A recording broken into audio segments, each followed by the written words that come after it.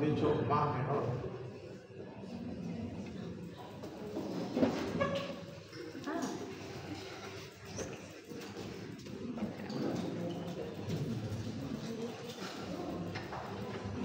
No puedo hablar malas palabras.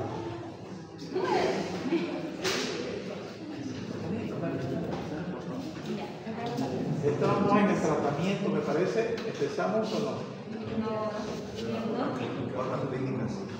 Formas clínicas.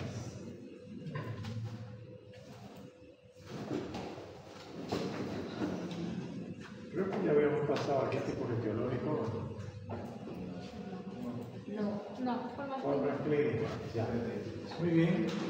Vamos a ver si podemos terminar. Si quieren apagar este lado de las luces, también se vería mejor. Formas clínicas de hipertensión arterial. Ya dijimos que la hipertensión arterial sistémica, solamente la de allá es la hipertensión arterial es una sola, ¿no? Dividida en dos causas: hipertensión genética primaria y la hipertensión secundaria. Estas son las causas de la hipertensión desde el punto de vista etiológico. La otra clasificación es de acuerdo a los niveles de presión. Y la otra clasificación que yo les he dado es de acuerdo a qué presión está alta en algún momento. Si es la sistólica o si es la diastólica, porque no siempre están las dos. Pero cuando uno dice, tiene presión alta, uno piensa, las dos debe estar alta. Debe estar una sola. Entonces, cuando una de las dos está sola, debe decir, tiene una hipertensión sistólica o tiene una hipertensión diastólica.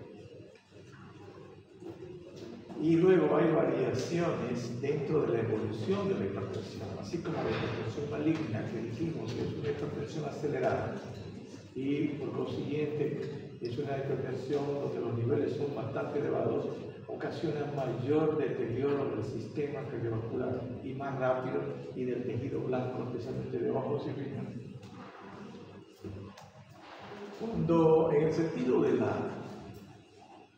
tratamiento principalmente, es importante ver las formas clínicas en el sentido de que se debe hacer la diferencia por el riesgo. Ahora, con el grupo que estaba, por ejemplo, vimos una paciente que tenía 240 por 120.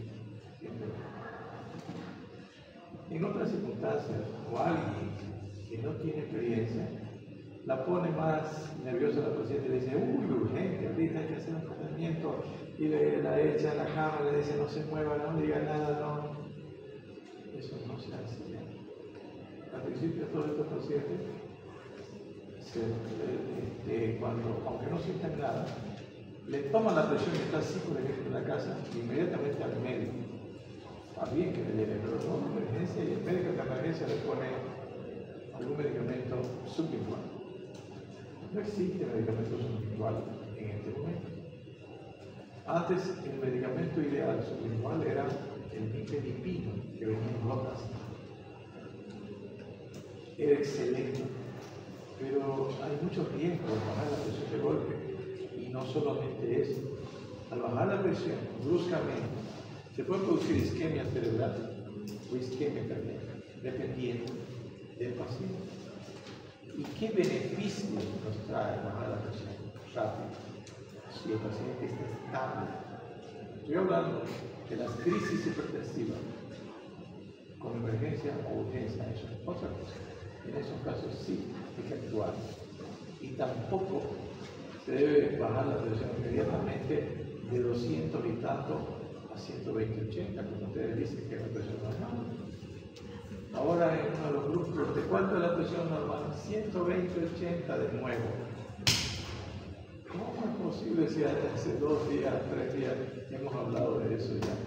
Y que siguen sintiendo de 120-80 normal. No puede ser. Entonces, una presión estable, una que sea alta. ¿Cuánto tiempo esa persona estaba con esa hipertensión? Probablemente meses. Y un poquito más, un tiempito más, no hace diferencia. Entonces, le vamos a dar solo 10 grados. Antes se daba del periférico, como dijimos, después salió del periférico porque aparentemente hubieron algunas situaciones donde hubo isquemia cerebral. Y yo lo usaba, pero eso tenía un protocolo que después se olvidó. He visto recetas de médicos generales que dicen nifedipino en cápsulas, que hay que escucharla, hay que ponerse debajo de la lengua el líquido a la paciente. Y había posible que lo compraban directamente. Eso no se podía hacer. El protocolo, cuando se empezó a usar, yo estaba haciendo la especialidad. Poner 10 cosas en la emergencia, que tenía una cápsula. Tomar la presión previamente. Si estaba 180, 110, igual, o más, se le ponía el medicamento. Sí, no. Acá 140, 100 y ya le ponía captopril, por ejemplo. Sin sentido. Entonces, se le ponía el medicamento y cada 10 minutos se le tomaba la presión. Hasta 30 minutos. En 30 minutos ya estaba estable, para que ya se trabajaba mucho. Y se dejaba en reposo para media hora más y se la mandaba. Pero solamente eso, si no se le daba medicación bioral, no se cambiaba el método. A las 4 horas, nuevamente la presión estaba alta. ¿Qué posería? Nada. Entonces, hay que darle bioral. ¿En cuánto tiempo vamos a tener respuesta si es bioral?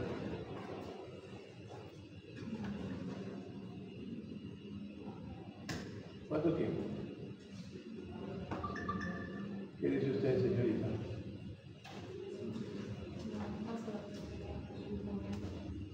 Usted.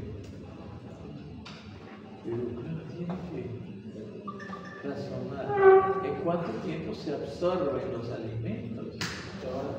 En una hora por lo menos vamos a tener. Solo el alcohol se absorbe parte en el estómago, lo demás intestino delgado. Eso en una hora vamos a tener ya acción del medicamento. General. Entonces, y por supuesto, vamos a tratar de que no baje el golpe. Primero, en general, todo lo que es brusco es traumático. Todo. Si su enamorada le dice, punto final, hasta aquí no quiero saber más de vos, imagínate el trauma que le ocasiona. Se ponen a llorar y a rogar y a arrodillar. ¿No? Pero si le dice, mira, vamos a hablar mañana, tengo que decir algunas cosas, todo eso. Todo lo que es de golpe es traumático en todo sentido. En este caso, con la presión, es traumático, porque fíjense, un organismo acostumbrado, digo, sistema nervioso, corazón, pulmón, riñón, acostumbrado a funcionar con 200 por 110 durante más de un mes, que de golpe le haga 120, 80. Por supuesto que va a sufrir, porque se tiene que adaptar a los diferentes sistemas, que es el sistema cardiovascular. Y se tiene que adaptar. Entonces el organismo no se adapta tan rápido. Fíjense que una anemia, ¿con cuánto se transfunde una anemia? ¿Cuánto de hemoglobina? 5. 10. ¿Quién da más? Con 7. La teoría dice 7 la hemoglobina. Es un parámetro. Hay personas que caminan con 5 de hemoglobina. Pero claro, ha pasado 6 meses, un año, que ha ido poco a poco produciéndose el anemia. Pero si pierde 1 litro, ese paciente puede morirse de golpe. Se muere. Exacto. Porque claro, no pierde solo glóbulo rojo, pierde líquido. Entonces, eso es importante. Entonces, se debe hacer la diferencia por el riesgo. ¿Qué riesgo tiene una persona con esa presión alta? ¿Qué le diré yo a la señora ahora? ¿Siente algo? pese a que dijimos que no hay signos patognomónicos ni síntomas.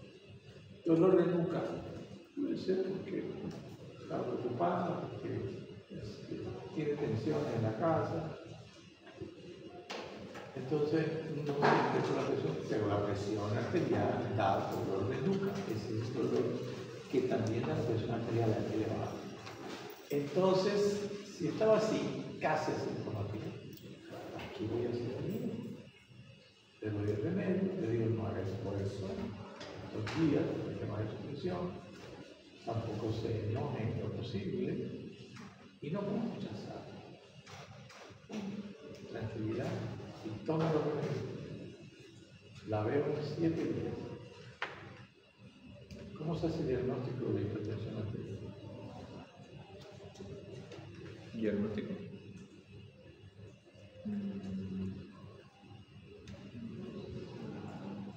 Midiendo la presión arterial.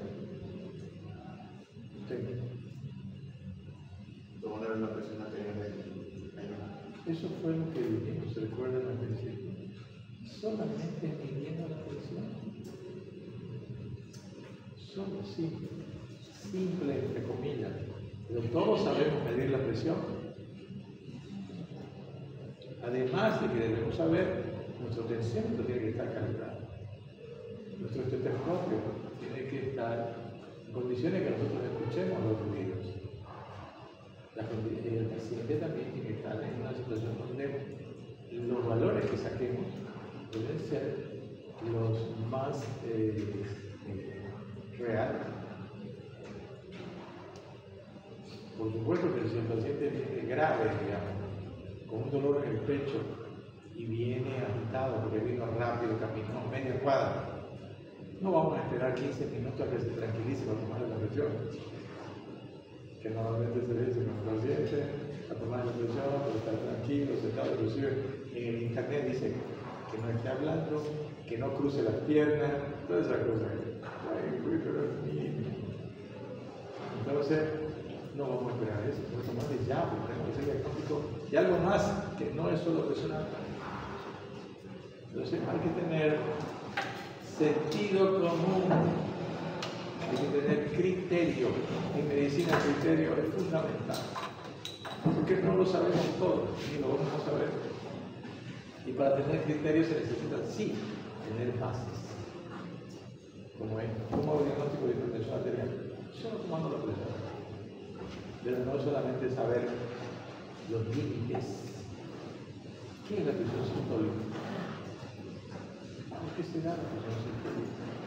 ¿Por qué está alta la presión sistólica? ¿Qué es la presión diastólica? ¿Por qué está baja? Porque hay gente que se pone nerviosa cuando dice, doctor, mi presión, la alta está normal, pero la otra está muy baja. 120, 50.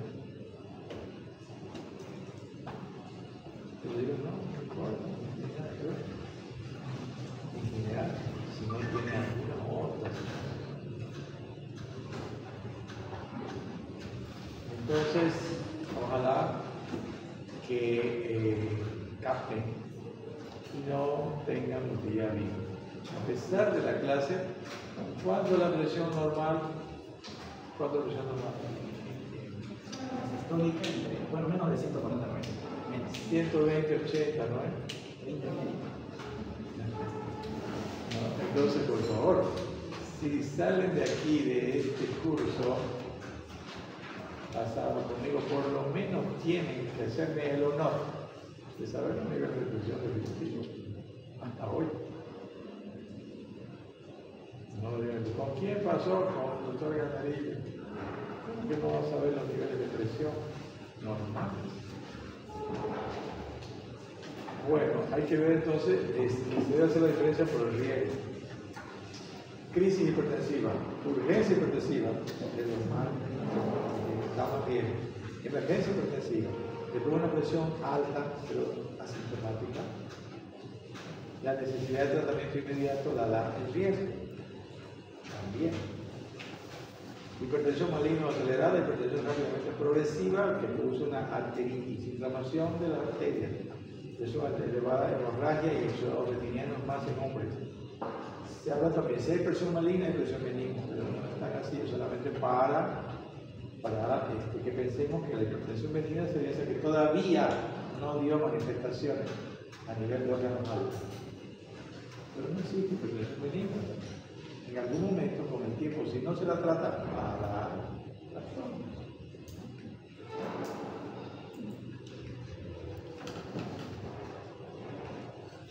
Tipos etiológicos de la presión y la hipertensión esencial que se diagnostica por exclusión familiar de la historia familiar. Todas las personas que tienen presión tenemos que presentar una presión alta, especialmente si aparecen jóvenes, si sus familiares tienen presión alta, padre, madre, hermanos, tíos. Si tiene alguien en asociación directa, quiere decir que tiene relación con la genética. Entonces, es hipertensión esencial. La hipertensión secundaria puede ser por un problema renal, por patología renal o endocrina, principalmente los dos factores más importantes. En el aspecto del sistema renal se debe a lesiones del parénquima o a lesiones de los vasos. Cualquiera de las dos va a dar un nivel elevado.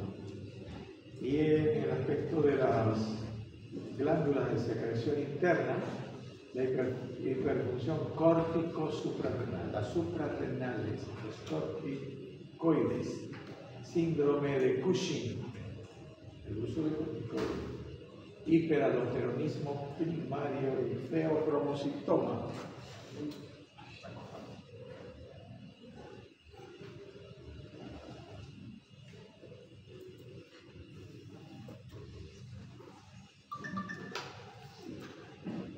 Hipertensión de la vejez. Se habla de hipertensión de la vejez porque tiene algunas características un poquito diferentes, nada más, pero es la misma hipertensión. Vi también ahora un paciente que tenía 64 años, hipertensa, sistólica. Entonces le pregunto a la hija, ¿desde cuándo tiene niveles elevados? Hace unos 5 años, 50 y tantos años. ¿Será cierto? ¿Será cierto? Pero no creo que antes de los 50 haya tenido presión alta, si es que se descubrió porque no tenía alteraciones importantes en el electrocardiograma. Entonces, ¿qué significa eso? Que no es una hipertensión que tiene una relación directa o así, o muy directa con la genética, porque es hipertensión del adulto mayor. ¿Y eso se debe a qué principalmente? A esclerosis en general de los tejidos, endurecimiento de los vasos. ¿Y eso qué produce? El aumento de la presión. ¿Y eso, y por qué aumenta la presión arterial? Que aumenta la resistencia de los vasos. Resistencia periférica aumentada, como ya dijimos, la causa principal de la hipertensión, resistencia periférica aumentada. Entonces, tiene algunas particularidades como el tratamiento principalmente. La prevalencia de la hipertensión mayor de 60 años, aproximadamente el 60%, de 10 personas, 6 son hipertensas. Bastante gente es hipertensa. Entonces, cuando usted ve a un paciente de más de 60 años y le tome la presión, o antes de tomarle, usted ya está pensando que probablemente es hipertensa. Hipertensión sistólica igual o superior a 140 milímetros de mercurio y diastólica igual a 90 milímetros. Quiere decir, en la hipertensión de la vejez, que la característica es que la presión que está elevada es la sistólica.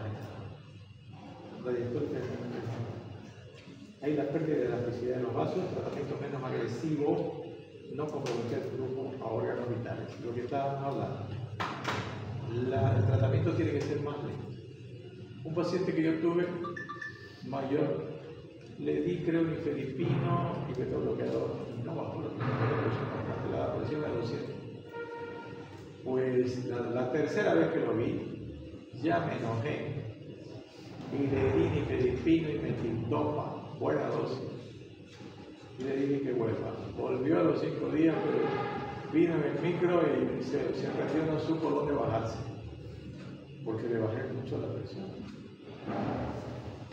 Entonces, no hay que enojarse, hay que ir poco a poco. Ya, es una experiencia.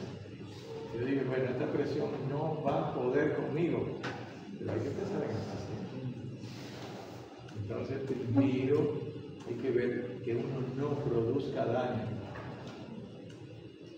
¿Qué se llama eso en latín? No sé cuánto, no sé.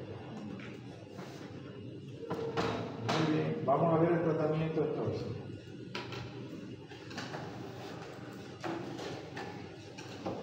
Entonces el tratamiento tiene esta característica. La hipertensión generalmente es crónica. Hay hipertensión aguda cuando hay un trastorno emocional. Pero hablando de hipertensión, estoy hablando de patología.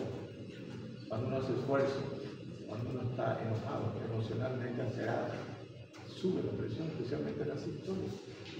Cuando alguien está así, venga doctor, tome la presión, ve, está alta. ¿Y qué tratamiento le va a dar? Dice la familia. Nada, señora. Tranquilidad, relájese. Nunca tuvo una presión alta. No tienes otras posibles complicaciones, o que puedan tener otras complicaciones. Eso uno tiene que tratar de controlar. Si es solo presión alta, hay que esperar que baje. No se trata la presión alta circunstancial, se trata la presión alta crónica. Esa es la que se trata, porque esa es la que va a ocasionar. Ahora, una persona con presión normal y que de un momento sube su presión rápidamente, puede tener accidente vascular cerebral. Claro que puede.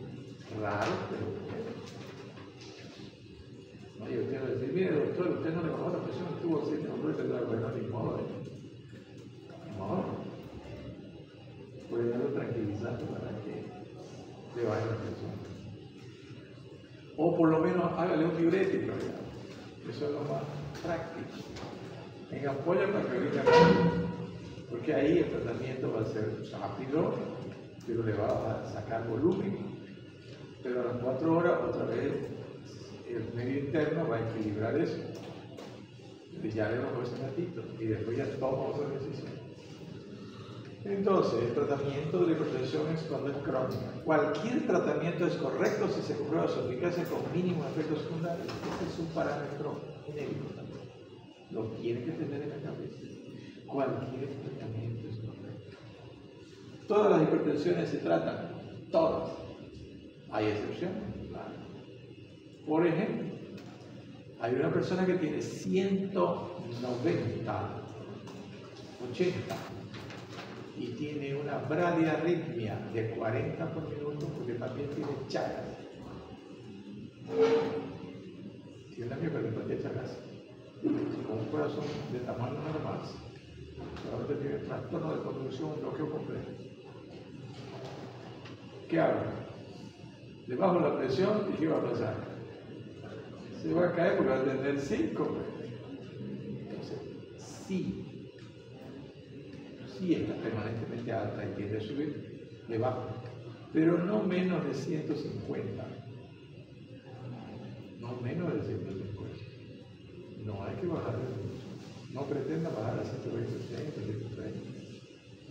Ya, hay que bajarle un poquito. Entonces, el medicamento ideal para la presión es el medicamento que le baja la presión al paciente las 24 horas del día, que se tome una vez al día, que no tenga problemas colaterales y que no sea caro si lo tiene que comprar. 4 características por lo menos. El objetivo del tratamiento es alcanzar y mantener una presión sistólica de 140 milímetros de mercurio y una diastólica inferior a 90 milímetros de mercurio. Ese es el objetivo. Objetivo básico, ¿no? Porque el objetivo final o posterior o inmediato es evitar los problemas que ocasionan la hipertensión en los órganos algo. Evitar esa complicación.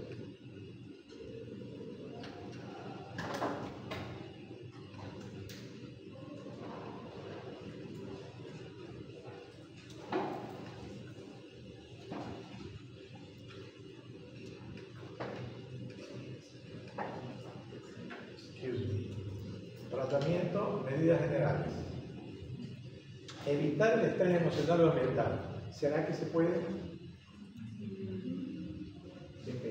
Esa es una de las recomendaciones que hacemos la mayoría, los médicos. Evita el estrés, ya yo no la hago así. Ese es el criterio personal. No digo. Digo, trate de evitar. ¿Pero cómo?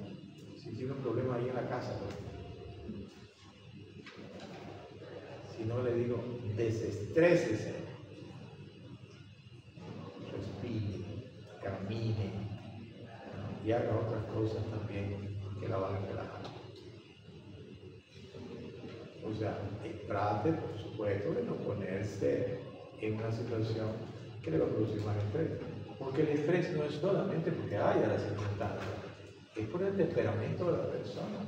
Hay personas con un problema pequeño, lo hacen grande. Y hay personas con problemas grandes, y le dan bola. También influye eso. Entonces yo le digo a la persona, si va a convivir con una situación estresante, trate de evitar que le haga daño. Adáptese, pero no se, digamos, no adopte una posición de debilidad, sino adáptese en el sentido de que póngase como una coraza para que no le haga daño. ¿Ya? Protéjase. Eso. Porque a otras personas pensarían, adáptese, que decir, bueno, yo voy a alzar la cabeza y voy a hacer que haga lo que sea conmigo. No, tampoco así. Entonces, para mí lo más importante es desestresarse, dependiendo de las circunstancias. Por supuesto, tratar de evitarlo es bueno, pero no siempre se puede. Restricción moderada de sal, 4 a 6 gramos por día. Dieta hipocalórica para evitar el sobrepeso, porque aumenta los niveles de presión. Reducir la ingesta de grasas saturadas.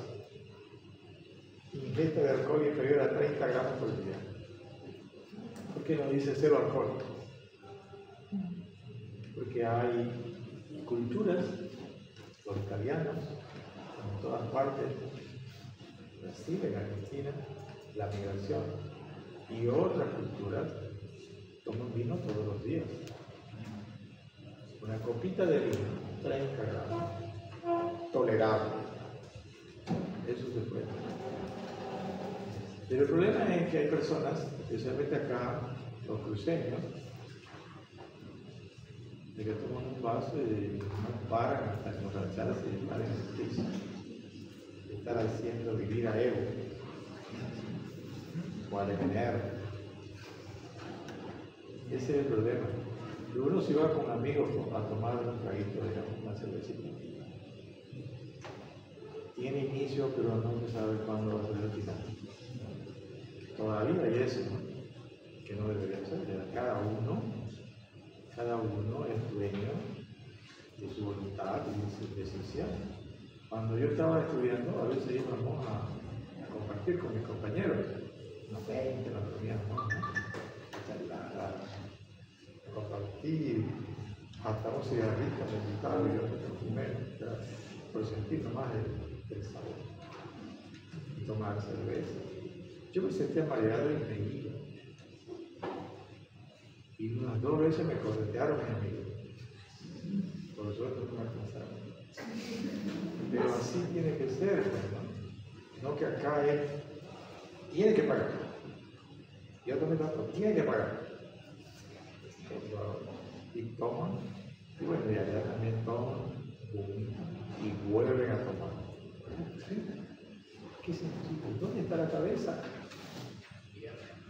¿Dónde está la cabeza?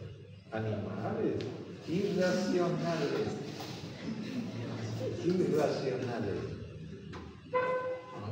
No deben tomar suficiente poquito de agua. Porque la primera etapa de la parálisis descendente de Jackson, según Litter, donde se elimina el control de la corteza, es la mejor. es la etapa donde hay la autocrítica se va, pero todavía no está el inconsciente.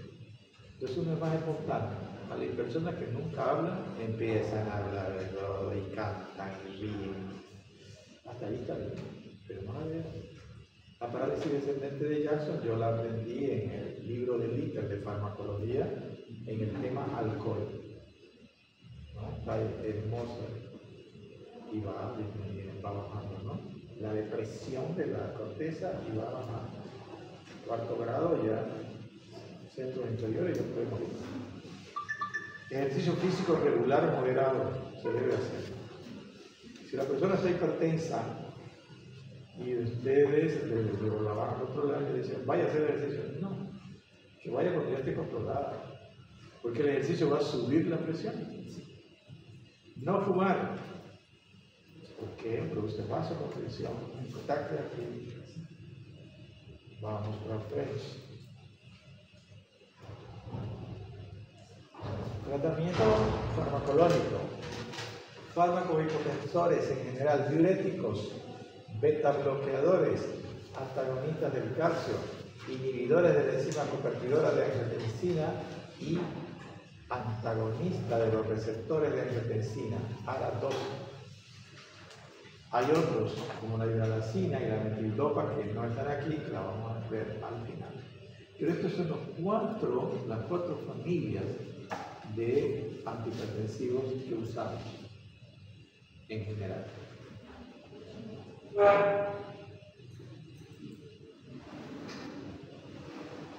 Los diuréticos. ¿Qué diurético es el que usamos generalmente en forma crónica para tratar la hipertensión? Las tiazidas. Y la única que hay hasta ahora es la hidroclorotiazida. La hidroclorotiazida viene con un contenido de 50 miligramos. Generalmente yo no la uso, no uso por mi vida entero. Es difícil que la use como monoterapia. Esa es una modalidad de tratamiento. A mí me gusta hacer monoterapia primero. Pero hay otro criterio que se utiliza y utilizan otros colegas, donde utilizan al mismo tiempo 2 o hasta 3 medicamentos. ¿Pero por qué? Básicamente, porque al usar más de un medicamento, se usa una dosis menor y menor problema con la terapia. Yo uso monoterapia primero, porque así sé cuál es el efecto de uso de los medicamentos. Y uso la dosis normal y aumento hasta la dosis terapéutica. Si la dosis terapéutica no me da resultado, suspendo, uso otro. Y así, monoterapia, 1, 2, 3. Cuando no me da resultado, ahí hago combinación. Porque si yo le doy 2 o 3 medicamentos, no voy a saber si alguno de ellos está haciendo nada. Porque hay potencia matemática y potencia geométrica. O sea, 2 más 2, 4. Matemática. Pero 2 más 2, 6.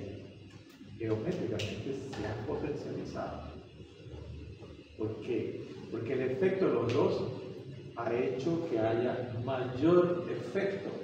No se suma el efecto de este con el de este solamente, sino que los dos potenciaron su acción juntos. Entonces yo uso más que todo el diurético para potenciar la acción de los otros antihipertensivos. Y uso un cuarto. Hay medicamentos también que vienen combinados y que tienen con la composición 12.5 miligramos de hidroclorotiazida. Hay otros que tienen hasta 25. Uno de los problemas que ya vamos a ver es la hipopotasemia. Algunos pacientes que toman 1 o hasta medio pueden tener calambre. Y además, cuando hay hipopotasemia, ahora ya no es tanto el problema porque ya no se usa mucho digoxina, pero aún así pueden tener arritmias. Entonces, el máximo efecto 3 semanas. Quiere decir que recién a las 3 semanas vamos a tener el efecto verdadero. ¿Qué efecto vamos a tener de las tiazidas? A ver si se dan cuenta. ¿Qué son los antihipertensivos en general? Los fármacos vasodilatadores. Todos son vasodilatadores. Entonces, aquí por favor en la cabeza. Todos son vasodilatadores. ¿Cuál es el factor fundamental de la hipertensión? Resistencia periférica aumentada. Entonces nosotros vamos a ir vasodilatando para la resistencia periférica aumentada. Simple, ¿no? Sí. Estaba yo en un congreso en La Paz y una médica, no sé de dónde era, americana, pero dijo que el bloqueador, el atenuador no era vasodilatador. Uy, dije, yo le estoy enseñando mal a mis estudiantes. En un momento de esos le pregunté, yo estuvo cerca de él, pero en el momento en que me iba a contestar, la llamaron. Yo sí me puse a revisar, por supuesto, cómo más baja para disminuir la presión. No hay otra. Todos somos vasodilatadores, pero actúan de manera diferente. Nada más. Claro, los vasodilatadores tienen otra acción también. Disminuyen la fuerza de contracción. Por consiguiente, también disminuyen la presión sistólica. A este paciente, por ejemplo, yo le digo que tenía 160, creo, por 80. Pero tenía 68, creo, de frecuencia cardíaca. Le doy un beta-bloqueador. Teóricamente sí. Pero una persona mayor a veces está baja mucho su frecuencia cardíaca. Y como un paciente ambulatorio, si se le baja mucho y ¡pum! Se cae. Dice, no, le digo más, le digo.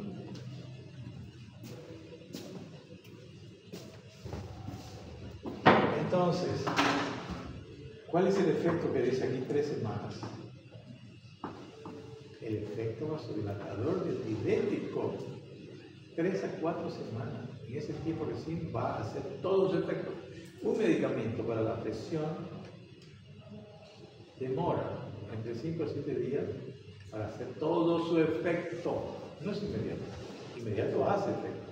Pero todo su efecto. Ya a los 7 días nosotros tomamos la presión y si el paciente cumplió al pie de la letra y la presión no bajó, el medicamento tiene efecto. Esa es la interpretación que se hace. Efectos secundarios de los diuréticos en general: hipopotasemia, hiperglicemia, intolerancia a la glucosa y hiperlipemia. ¿Cuándo usamos furosemida? Cuando hay edemas por alguna u otra razón, que son edemas crónicos. Ahí podemos usar porque es más potente. O en una emergencia, en una crisis hipertensiva tipo emergencia, digamos, no urgencia. Hasta en urgencia, pero tiene que estar ya en la emergencia del hospital. Pero ahí podemos usar. Si nosotros vemos a un paciente en un pueblo, en la calle o en algún lugar que nos llama, no tenemos opción, póngale una furosemida en vena. Es la opción. Hay otro derivado de la SIDA que se llama la metolazona. Se da una sola vez al día también, tiene comprimidos de 2.5 y 5. Me parece que solamente ahora llega de 5 miligramos. Metolazona. Ahora vemos la espironolactona, que es yo llamaban realmente ahorrador de potasio, diurético ahorrador de potasio. Pero es un antagonista de la aldosterona. Bloquea la aldosterona. Hay una elevación del potasio sérico por este bloqueo. Entonces, ¿cuándo tenemos que tener cuidado de usar? Un paciente diabético que ya se está descompensando, que ya está haciendo algunos problemas renales. Porque si no, vamos a hacerle una hiperpotasemia. Si el paciente orina bien, tiene cuerpo, no use. Porque además de este medicamento está entre los 4 magníficos ahorita que se usan en la insuficiencia cardíaca, ¿no? hay un deterioro de la función renal, hay un aumento del contagio sérico y puede haber acidosis metabólica. Uno de los problemas colaterales que tiene la tiroglactona, especialmente en hombres, es la ginecomastia. A los 3 meses aproximadamente de usar más de 50 miligramos, se produce aumento de las mamas en los hombres. Entonces a los hombres no les gusta tener mama grande, de no ser que sea por ejercicio físico. Es incómodo. Así que, por suerte ahora apareció otro medicamento derivado que ya no tiene ese componente, que se llama la eplerenona. Es un poquito más caro y viene en la misma presentación, 25 miligramos y 50 miligramos. La aldosterona viene de 100 también. Se puede usar 100 y se usa una vez al día. ¿Por qué? Porque se mantiene bastante tiempo en sangre.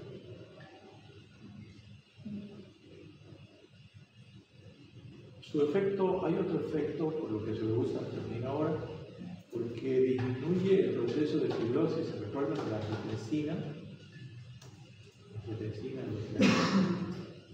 La fibrosis disminuye el proceso de fibrosis, por eso se lo usa también la espironolactona. Bloqueadores de los receptores beta-adrenérgicos, segunda familia de apoptoxina. Antagonizan completamente los efectos de la catecolamina sobre los receptores que se sufren y se reaccionan. Genérica, ¿no? Disminuyen el gasto cardíaco, disminuyen la resistencia periférica, a nivel riñón inhiben la secreción de renina, no son todos, por ejemplo la atenolol sí. Las terminaciones ganglionares inhiben la secreción de catecolamina, los receptores beta del sistema nervioso central como el hipotálamo y el tálamo cerebral, hay disminución de la actividad simpática eferente. Disminuyen todo lo que produce catecolamina. ¿Qué produce? Vasoconstricción y frecuencia cardíaca rápida. Por eso los beta-bloqueadores producen disminución de la frecuencia cardíaca.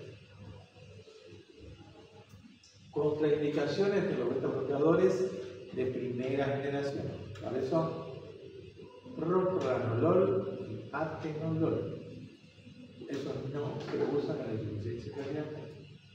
Ya vimos que en la insuficiencia cardíaca se usa el carvedilol, que es alfa-beta, es mixto, se usa el bisoprolol, se usa el nebivolol. En hipertensión se pueden usar todos, pero las contraindicaciones en la insuficiencia cardíaca congestiva, pues, va a empeorar. En la bradicardia, por alguna razón, va a disminuir más la frecuencia cardíaca. En la enfermedad pulmonar obstructiva crónica, cualquiera que sea, va a producir broncoconstricción, y en el bloqueo auriculoventricular total. En esos casos no se debe usar en lo posible. Efectos secundarios pueden provocar hipoglicemia en diabéticos, el uso de hipoglicemia, el atenolol. Puede haber aumento de los triglicéridos y el fenómeno de Raynaud. ¿Qué es el fenómeno de Raynaud? Vasoconstricción periférica.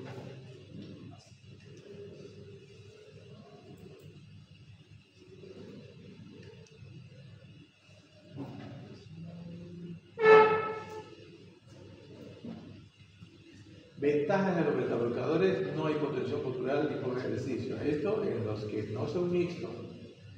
Este esquema, en general, ya tiene que ver las particularidades de cada uno de los betabloqueadores, ¿ya?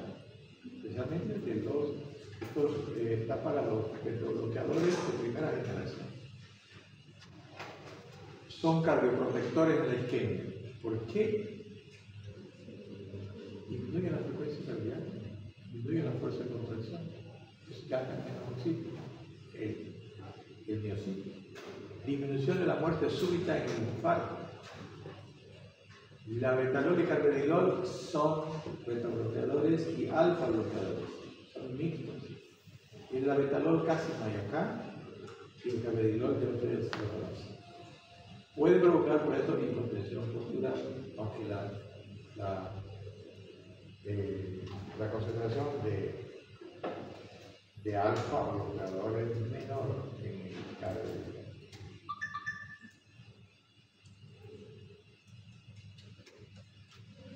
Antagonistas del calcio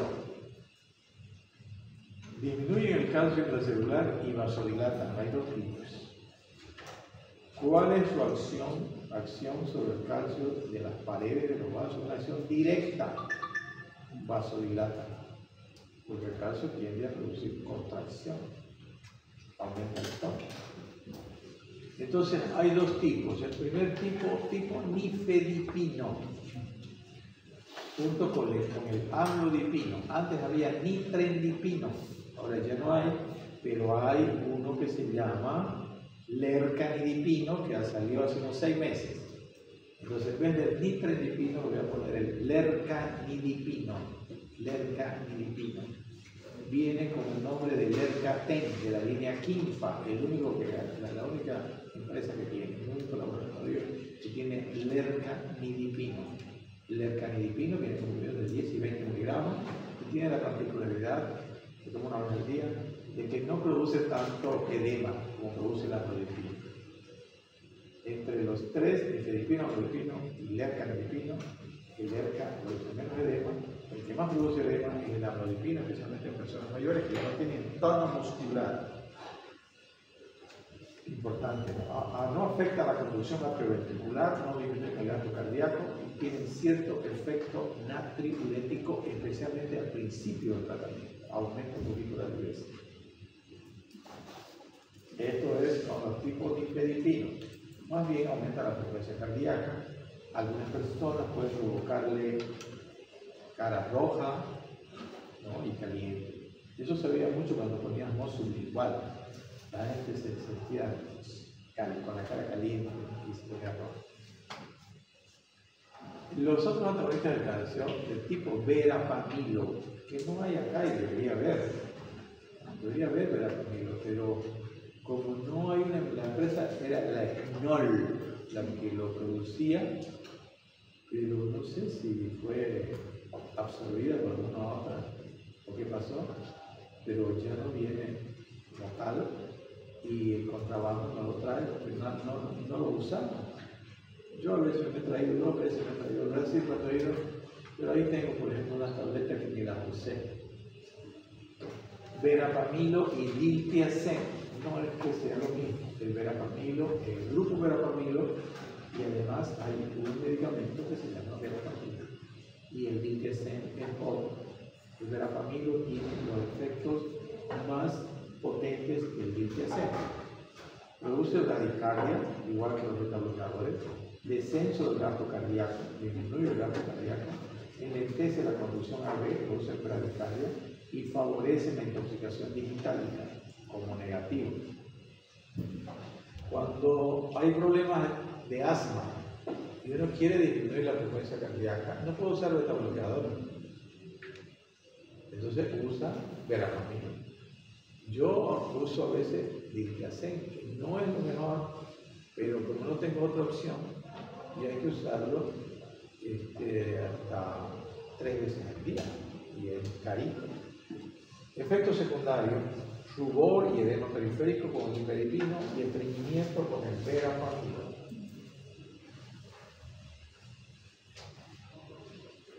Inhibidores de la enzima de conversión de la angiotensina IECA. Si ustedes lo conocen, es un medicamento realmente muy utilizado. Son efectivas en concentraciones plasmáticas altas de renina. ¿Por qué? Porque va a inhibir a la enzima de conversión de la angiotensina. Hipertensión, concentración alta de renina hay en la hipertensión vasculorenal, en la hipertensión maligna y en la hipertensión esencial.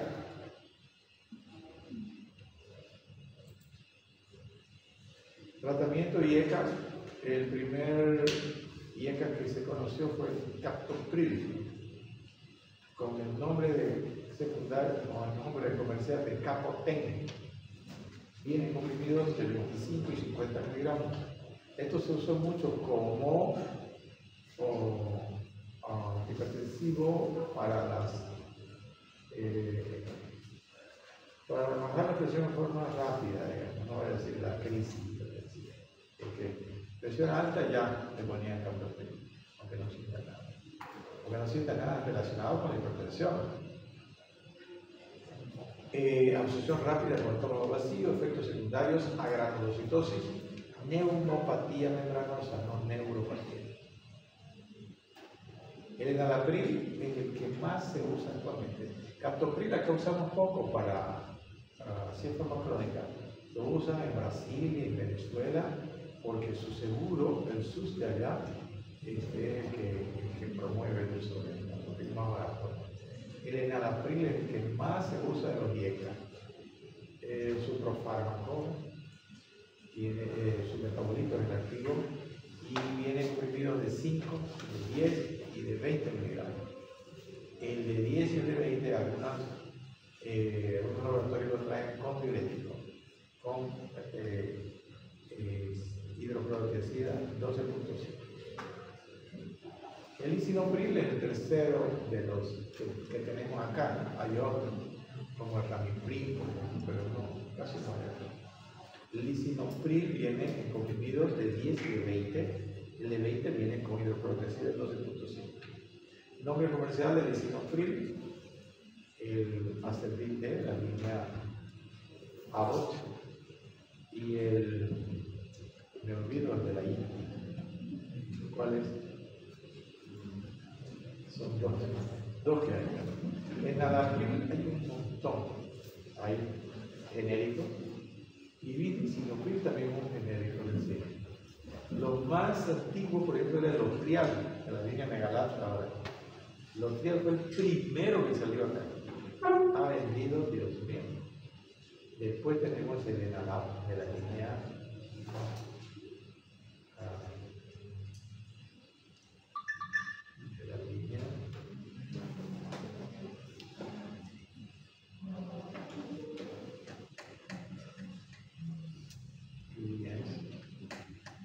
es una línea conocidísima.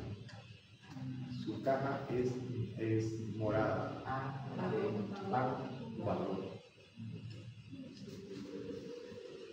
Tendencia a producir, todos tienen tendencia a producir tos por inhibir el metabolismo de la bradicilina, una inflamación de la garganta.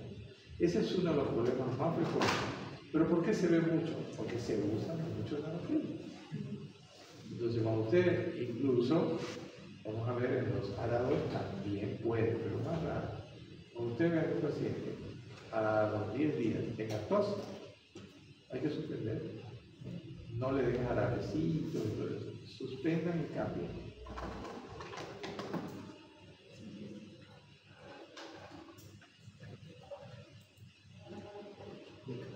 Otros efectos secundarios, fatiga.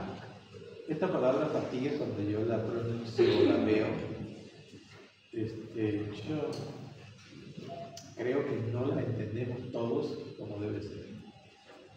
¿Qué es fatiga, compañero? ¿Sí? Fatiga es, vamos a tener cansancio. ¿Qué es fatiga? Puede ser la sensación de falta de aire, palpitaciones. ¿Y por qué no decimos disnea? ¿Es lo mismo? ¿Es sinónimo? Para mí fatiga, porque a veces dice fatiga, disnea o cansancio. ¿Y la fatiga es cansancio? Hay que ver el diccionario también, ¿no? Pero fatiga es fatiga. La mayoría de las personas acá en Santa Cruz, la idiosincrasia es la siguiente. Las personas se ponen nerviosas y respiran con dificultad, por más que no sea un problema grave, están fatigados. tiene un dolor que lo pone así inquieto, está fatigado. Y así, 3 cosas más o menos se le da el mismo nombre. Para mí fatiga o fatigabilidad es cuando hay un cansancio físico o debilidad general. Cansancio físico o debilidad general, porque no es lo mismo el cansancio de falta de aire que el cansancio físico. Pueden haber los dos, por supuesto, ¿no? Pero el cansancio de falta de aire produce polipnea o taquipnea. El cansancio físico no produce casi eso. Eso es desgaste total, la debilidad, de dificultad para caminar, ¿no? Para muchas cosas. Bueno, de esta manera, cada uno tiene su criterio y tiene que leer para tener el propio. Dispepsia, exantema, leucopenia y edema neurótico, tendencia a la hiperpotasemia, el uso de los IECA. Y finish no está a la 12, en este caso, pero ya lo vamos a ver a la 2 en la próxima clase.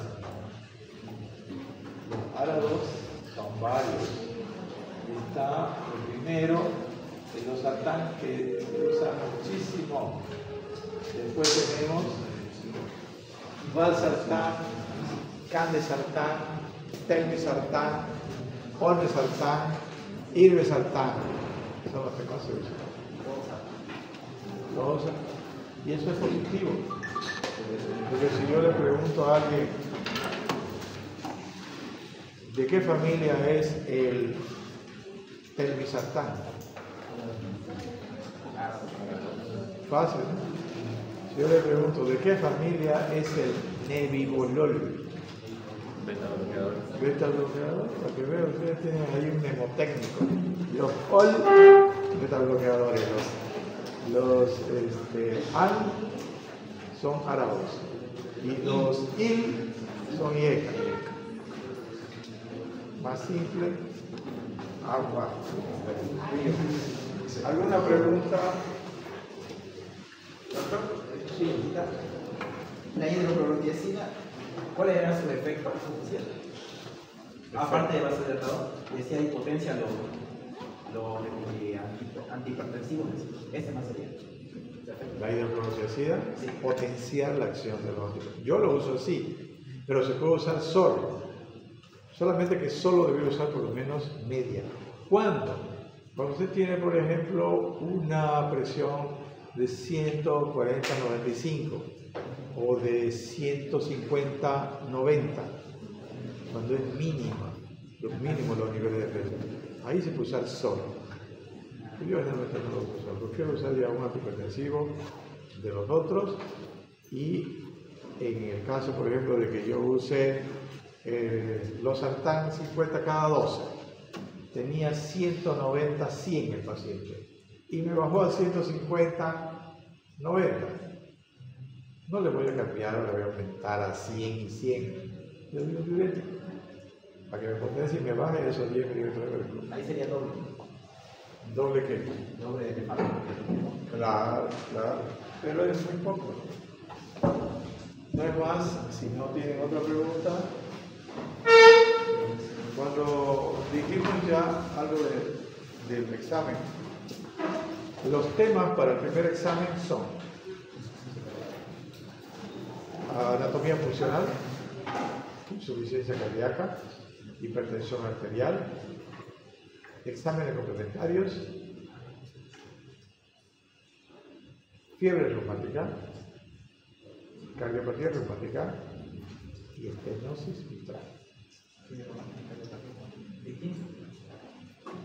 No es distinto, solamente que la fiebre reumática es una cosa. Si usted tiene fiebre reumática, no siempre va a tener cardiopatía reumática. Puede tener solamente a nivel de articulación. Entonces, fiebre reumática, cardiopatía y estenosis mitral, que ya son valvulopatías. Entonces, insuficiencia cardíaca, hipertensión arterial, exámenes complementarios, fiebre reumática, cardiopatía reumática, que es cortico, y estenosis mitral ya un poquito más alto. Hasta ahí damos examen, primer parcial. Juan, ¿todavía tiene alguna fecha? Eso ya lo vamos a ver, tenemos que ir avanzando.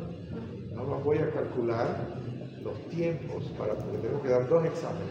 En el segundo parcial damos insuficiencia mitral, estenosis aórtica, insuficiencia aórtica, cardiopatía, no, todavía. Damos arteriosclerosis, cardiopatía isquémica y Chagas. Eso es lo más resumido, porque el tiempo son, ¿cuántas semanas? 12 semanas, y ahora son 11 semanas. Entonces voy a ver también si necesitamos alguna hora extra. ¿Sí? Muy bien. Ojalá que hayan estado y no se vayan a decir 120, 80.